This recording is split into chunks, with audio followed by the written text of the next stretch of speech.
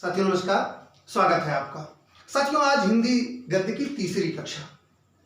आप अवगत हैं कि TGT, PGT, net, JRF assistant professor के पाठ्यक्रम को ध्यान में रखते हुए हमने आपसे हिंदी के पूरे पैकेज, हिंदी का पूरा जो कहते हैं कि जो आपका पाठ्यक्रम है उसको देने का हमने वादा किया है और उसके लिए हम प्रतिबद्ध हैं। उसको हम देंगे, नियमित देंगे, प्रामाणिक देंगे, समयबद्ध देंगे।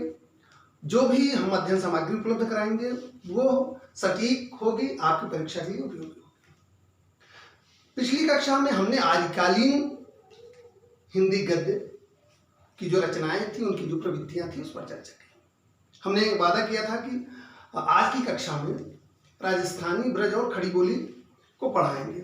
लेकिन साथियों जब हमने उसका अध्ययन किया तो हमने देखा कि खड़ी बोली के जो चूंकि दो भाग हो जा रहे हैं, दक्षिणी और आपका उत्तर भारत की खड़ी बोली, तो वो बहुत बड़ी क्लास हो जाएगी, बहुत बड़ी कक्षा हो जाएगी।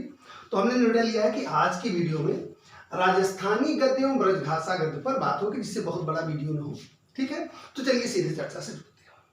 सबसे पहले हम करेंगे राजस्थानी गद्य की बात, उसके बाद फिर ब्रजभाषा गद्य की बात इस वीडियो में हो जाएगी। साथियों एक आग्रह, क्योंकि आपका स्नेह, आपका प्यार और आपका समर्थन मिलेगा तभी मुझे बेहतर करने की प्रेरणा मिलेगी। तो आप स्वयं तो देखिए ही, हिंदी विषय से तैयारी करने वाले अपने परिचितों साथियों के साथ वीडियो को शेयर जरूर करिए, उनको भी चैनल से जोड़िए। ठीक है ना, चलिए विषय से जुड़ते हैं। साथियों राजस्थानी गद्य की बात की जाए तो राजस्थानी गद्य का सूत्रपात या राजस्थानी गद्य की रचनाएं आपको 10वीं शताब्दी से मिलने लगती हैं। किससे? 10वीं शताब्दी से। ठीक है, 10वीं शताब्दी से जो उनका स्वरूप देखने को मिलता है वो प्रायः दान पत्रों में, ठीक है, दान पत्रों में धार्मिक उद्देश्य और प्रायः क्या जैन जो विद्वान थे, जैन मुनियों, जैन संतों के धार्मिक उद्देश्यों में आपको राजस्थानी गद्य का नमूना देखने को मिलता है। जो पट्टे होते थे उनमें मिलता है, जो परवाने होते थे उनमें मिलता है। आपको इतिहास, गणित आदि में भी राजस्थानी गद्य का नमूना देखने को मिल जाता है। ठीक है ना, राजस्थानी गद्य का साथियों बहुत प्रचुर साहित्य उपलब्ध नहीं है। जो भी उपलब्ध है उसमें कुछ रचनाओं पर चर्चा करते हैं। उसमें साथियों रचनाएं जो राजस्थानी गद्य की हैं उसमें जो कुछ महत्वपूर्ण रचनाएं हैं उस पर हम आपसे बात कर लेते हैं, वो आपकी परीक्षा की दृष्टि से भी उपयोगी हो सकती हैं। उसमें पहली रचना है साथियों, वो है धनपाल कथा। पहली रचना कौन सी है? धनपाल कथा। धनपाल कथा, इसका रचना काल 14वीं शताब्दी के आसपास माना जाता है। यहाँ यह चूंकि इस रचना का अभी तक लेखक जो है या रचनाकार जो है वो अज्ञात। ठीक है,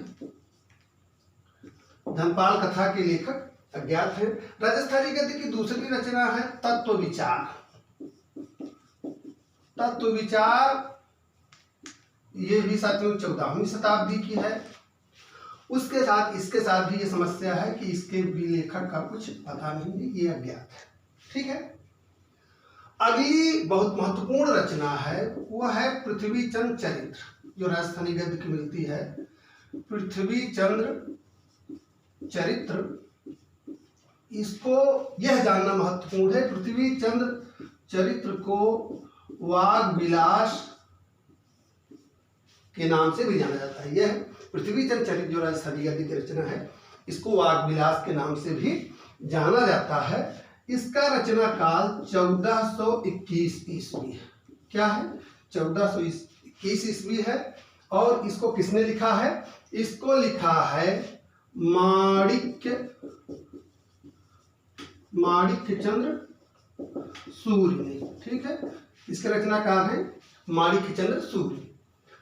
साथियों अगली जो महत्वपूर्ण रचना है राजस्थानी गद्य की वो है पंचाख्यान। कौन सी है? पंचाख्यान। यह राजस्थानी गद्य की चर्चित और महत्वपूर्ण रचना है। इसमें राजस्थानी गद्य जो है अपने परिमार्जित रूप में देखने को मिलता है, क्योंकि ये बहुत बाद की रचना है। ये है 19वीं शताब्दी यानी 1800 1847 ईस्वी की रचना है। पंचाख्यान कब की रचना है? 1847 ईस्वी की रचना है और इसके लेखक हैं फतह राम वैरागी। साथियों बहुत ध्यान से देख लीजिए, यह आपकी परीक्षा की दृष्टि से बहुत महत्वपूर्ण है। पंचाख्यान जो है इसके लेखक कौन है? फतह राम बैरागी है। तो यह चार महत्वपूर्ण रचनाएं हमको राजस्थानी गद्य की मिलती हैं जिन पर हमने चर्चा कर ली। जो छोटी बड़ी बहुत और अन्य रचनाएं हैं उनकी कहीं कोई प्रामाणिकता नहीं मिलती और दूसरी बात यह है कि वो आपके लिए महत्वपूर्ण भी नहीं। राजस्थानी गद्य के साथ चूंकि कालांतर में क्या हुआ कि वो अपना सम्यक स्वरूप या आगे वो विकसित नहीं हो सका। उसके पीछे उस समय तत्कालीन परिस्थितियां अनेक कारण रहे हैं, जिसमें वास्तव में यह था कि जो नवजागरण की चेतना कलकत्ता से यानी बंगाल से 19वीं शताब्दी में शुरू हुई, तो पहली चीज तो यह था कि नवजागरण केंद्र कलकत्ता था, वो नवजागरण केंद्र से ये बहुत दूर थे। दूसरी चीज, राजस्थानी गद्य को उस समय किसी राज्य सत्ता का भी आश्रय नहीं मिला, प्रेस का भी कोई आश्रय नहीं मिला, न कोई ऐसा कोई सामाजिक आंदोलन चला जिससे राजस्थानी गद्य का विकास हो सके। तो राजस्थानी गद्य इन्हीं अभावों के कारण साथियों अपना एक आगे सम्यक विकास नहीं कर सका। तो राजस्थानी गद्य पर साथियों हमने महत्वपूर्ण बातें कर ली। अब आइए हम तेजी से ब्रजभाषा गद्य की बात करेंगे। ब्रजभाषा गद्य में साथियों अपेक्षाकृत रचनाएं आपको ज्यादा मिलेंगी। तो आपने राजस्थानी गद्य देख लिया। ब्रजभाषा गद्य के बारे में हम तेजी से महत्वपूर्ण तथ्यों पर आइए चर्चा कर लेते हैं। सबसे महत्वपूर्ण तथ्य जो ब्रजभाषा गद्य के बारे में है साथियों कि आचार्य शुक्ल जी का ऐसा मानना है। आचार्य शुक्ल जी आप जानते हैं उनकी मान्यताएं हिंदी में बहुत ही दृढ़ हैं और बहुत प्रामाणिक मानी जाती हैं। आपकी परीक्षा की दृष्टि से आप देखते होंगे कि जो भी प्रश्न पूछे जाते हैं प्रायः आधार आचार्य शुक्ल के इतिहास को, उनकी मान्यताओं को ही बनाया जाता है। आज भी उनकी प्रासंगिकता है। तो आचार्य शुक्ल जी कहते हैं कि जो ब्रजभाषा गद्य है इसका प्रयोग 14वीं शताब्दी में गोरखपंथी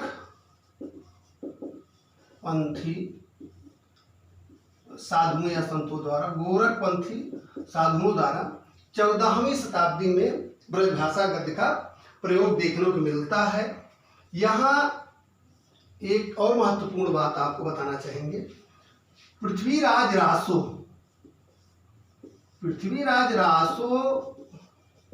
में जो एक शीर्षक वचनिका शीर्षक से जो गद्य लिखा है, वचनिका शीर्षक से जो गद्य लिखा है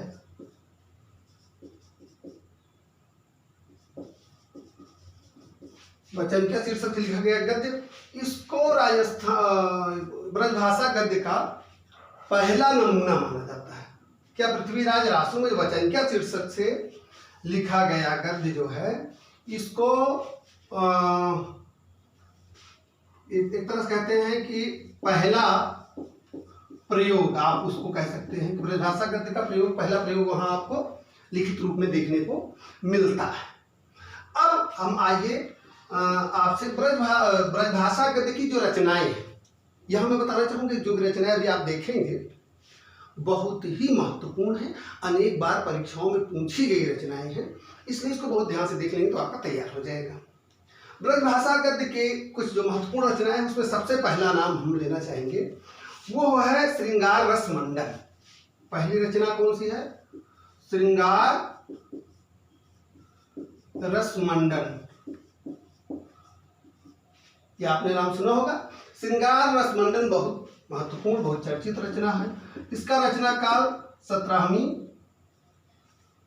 शताब्दी माना जाता है, 17वीं शताब्दी माना जाता है। और इसके रचनाकार कौन है? इसकी रचना किसने की है? इसकी रचना की है विट्ठल नाथ जी ने।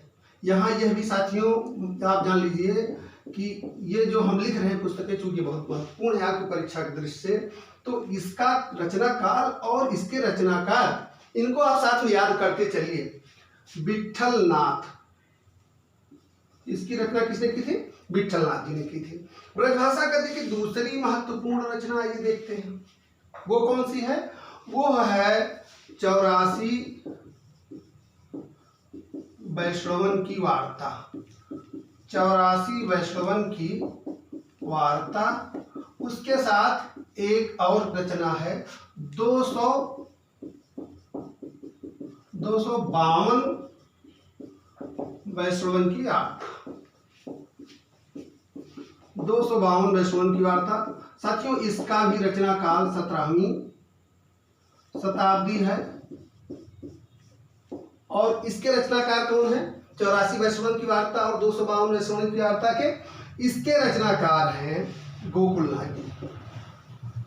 ठीक है, कौन है? गोकुलनाथ जी। अब आइए अगला देखते हैं, अगली रचना देखते हैं। यह है, आप कह सकते हैं चौथी महत्वपूर्ण रचना आपकी है, वो है अष्टयाम। कौन सी है? अष्टयाम है।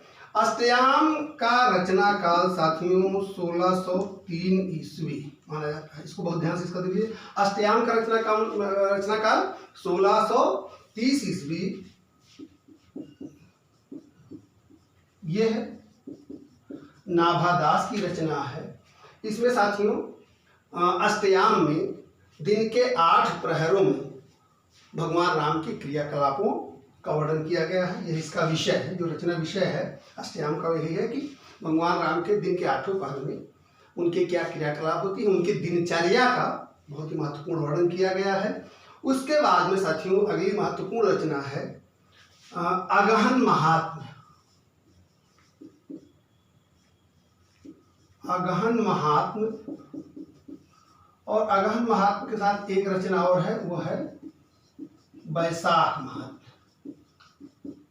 ठीक है, अगहन महात्म्य और वैशाख महात्म्य दोनों रचनाओं का रचना काल 1623 ईस्वी है। और इसकी रचना किसने की है? इसकी रचना वैकुंठ मणि शुक्ल ने की है। किसने की है? वैकुंठ मणि शुक्ल ने। बहुत ध्यान से देखिए, अगहन महात्म्य और वैशाख महात्म्य, इसका रचना काल 1623 ईस्वी है। यह ब्रजभाषा गद्य की महत्वपूर्ण है रचना है। और इसकी रचना किसने है की है? वैकुंठ मणि शुक्ल ने की है। ठीक है साथियों, अब अगली रचना हम देखते हैं, वह है बैताल पचीसी। बैताल पचीसी, ये भी बैताल पचीसी भी ब्रजभाषा गद्य की बहुत महत्वपूर्ण रचना है। इसका रचना काल साथियों है 1710 ईस्वी। और इसके रचनाकार हैं सूरत मिश्र। बहुत ध्यान से देखिए, ये बहुत महत्वपूर्ण फैक्ट है बैताल पचीसी। इसके रचनाकार सूरत मिश्र है। इसका रचनाकाल जो है वो 1710 ईस्वी है। अब अगली रचना देखते हैं, वो है सेवक चरित्र। अगली रचना कौन सी है? सेवक चरित्र। ब्रजभाषा गद्य की अगली महत्वपूर्ण रचना वो है सेवक चरित्र है। इसका रचना काल साथियों है 1779 ईस्वी। रचना काल क्या है इसका? सेवक चरित्र का 1779 ईस्वी है। और ये इसके रचनाकार हैं प्रियादास। किसने लिखा है इसको? इसको प्रियादास जी ने लिखा है। उसके बाद में अगली रचना है साथियों, यह भी आपके लिए बहुत महत्वपूर्ण है, आपकी परीक्षा के लिए महत्वपूर्ण है।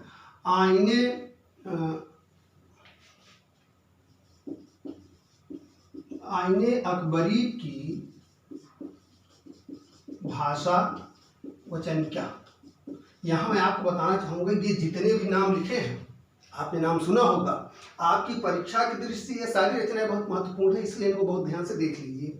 आईने अकबरी की भाषा वचन क्या, इसका रचना काल है साथियों 1795 ईस्वी। इसका रचना काल क्या है? 1795 ईस्वी है। इसके रचनाकार हैं लाला हीरालाल। कौन इसके रचनाकार है? इसके रचनाकार है लाला हीरालाल। उसके बाद साथियों अगली महत्वपूर्ण रचना है, वह है राजनीति। कौन सी? राजनीति। राजनीति आप जानते हैं किसकी रचना है, ये लल्लू लाल जी की बहुत ही प्रसिद्ध रचना है। राजनीति का रचना काल साथियों है 1802 ईस्वी। क्या है? 1802 ईस्वी राजनीति का रचना काल है और ये लल्लू लाल जी की रचना है। लल्लू लाल जी के बारे में आगे की कक्षाओं में बहुत विस्तार से चर्चा होगी क्योंकि इनकी बहुत रचनाएं हैं। यहाँ जो ब्रजभाषा गद्य में इनकी रचनाएं हैं उस पर हम बात कर रहे हैं। उसके बाद साथियों यहाँ आपने देख लिया 7 नंबर, 8 नंबर, आप 9 नंबर पे आ जाइए। लल्लू लाल जी की ही ब्रजभाषा गद्य की बहुत महत्वपूर्ण रचना अभी पिछली किसी परीक्षा में ये पूछी जा चुकी है, माधव विलास। माधव विलास किसकी रचना है? ये अभी मुझे याद आ रहा है कि प्रवक्ता या टीजीटी की किसी परीक्षा में इसको पूछा गया था। एक प्रश्न मेरे दिमाग में फ्लैशबैक कर रहा है। तो माधव विलास किसकी रचना है? ये ब्रजभाषा गद्य में यह भी लल्लू लाल की रचना है। इसका रचना काल साथियों है 1817 ईस्वी और रचनाकार लल्लू लाल जी। ठीक है। अब ब्रजभाषा गद्य की यहाँ हम आपको अंतिम महत्वपूर्ण रचना पर बात करेंगे, वो है सोमवंशन की वंशावली। ध्यान से देखिएगा, यह अगली महत्वपूर्ण रचना सोमवंशन की वंशावली। इसका रचना काल है 1828 ईस्वी। क्या है? 1828 ईस्वी इसका रचना काल है और इसके रचनाकार हैं माणिकलाल ओझा। इसके रचनाकार कौन है? माणिकलाल ओझा। साथियों इसके बाद भी ब्रजभाषा गद्य में तमाम अनेक ग्रंथों पर ब्रजभाषा में टीकाएं लिखी गई हैं जो कि आपकी परीक्षा की दृष्टि से बहुत महत्वपूर्ण नहीं है, इसलिए हम उसको यहाँ नहीं शामिल कर रहे हैं। अनेक टीकाएं ऐसी हैं, हमने आपसे कहा था कि सार सार को गही रहे थोथा दे उड़ाए। बहुत ज़्यादा आपको हम सूचना, बहुत ज़्यादा लिस्ट आपको प्रदान कर देंगे। मुझे लग रहा है कि आप ये महसूस करेंगे कि उलझ रहा है मामला, है ना। तो उलझाना नहीं है, हम आपके सामने वही चीज़ें लेकर आएंगे जो आपकी परीक्षा की दृष्टि से महत्वपूर्ण है। बाकी तो आप समझ रहे हैं कि कोई भी विषय हो उसमें ज्ञान का महासागर है और महासागर में उतरने का मतलब है आप फिर पार नहीं लगेंगे, गोते ही लगाएंगे। तो महासागर से हमें मोती चुन के लाना है जो आपकी परीक्षा की दृष्टि से बहुत महत्वपूर्ण हो। ठीक है। तो यहाँ साथियों ये जो जितने भी हम रचनाएं लिखे हैं आप चाहे तो इसका स्क्रीनशॉट ले लें। यह आपकी परीक्षा की दृष्टि से महत्वपूर्ण ब्रजभाषा गद्य की रचनाएं हैं जो पूछी जा सकती हैं। साथियों कालांतर में ब्रजभाषा गद्य जो है उसका भी सम्यक विकास नहीं हुआ। राजस्थानी गद्य की तरह वो भी अपने स्वरूप को बहुत आगे नहीं ले जा सका। उसमें तमाम तकनीकी दिक्कतें थी। पहली चीज तो यह था कि ब्रजभाषा गद्य जो है जीवन की जो नवीन आवश्यकताएं थी उसके अनुरूप स्वयं को वो नहीं ढाल सका। दूसरी बात, अंग्रेजों ने भी, चूंकि आपसे बताया 19वीं शताब्दी का नौजागरण कहाँ उसका केंद्र था, बंगाल, कलकत्ता। अंग्रेजों ने भी ब्रजभाषा की उपेक्षा की। अंग्रेजी के बाद अगर उन्होंने महत्व दिया तो खड़ी बोली को दिया, जिसके कारण भी ब्रजभाषा गद्य जो है उपेक्षित रहा। एक चीज और था कि कोई भी ऐसा बड़ा सामाजिक आंदोलन भी ब्रजभाषा गद्य के पक्ष में नहीं हुआ जिसमें बहुत सी रचनाएं होती, बहुत से साहित्य रचे जाते जिससे उसका सम्यक विकास होता।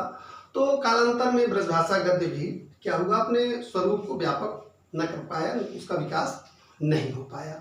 तो साथियों आज हमने आज की कक्षा में राजस्थानी गद्य एवं ब्रजभाषा गद्य पर आपकी परीक्षा की दृष्टि से जो महत्वपूर्ण सामग्री है उसको देने का प्रयास किया। उम्मीद करता हूँ कि आपको पसंद आया होगा। साथियों एक बार पुनः मैं निवेदन करूंगा कि हिंदी से तैयारी करने वाले अधिकतम लोगों को, आपसे मैंने बताया था 2-3 वीडियो पहले, आज ये तीसरी कक्षा हिंदी गद्य की हुई, मैं क्रमशः एक जो तारतम्य बनाते हुए आपको पूरी अध्ययन सामग्री दूंगा जिसमें कहीं भी कोई भी बिंदु ऐसा नहीं होगा कि छूटेगा। अब 2-3 वीडियो हैं, इसके बाद जैसे अब खड़ी बोली का होगा, खड़ी बोली के बाद में फोर्ट विलियम कॉलेज और उनके जो प्राध्यापक थे उन पर चर्चा होगी। उसके बाद में हम जल्दी से जल्दी आपको विधाओं से जोड़ने की कोशिश करेंगे और विधाओं पर विस्तृत चर्चा व्यापक रूप में होगी।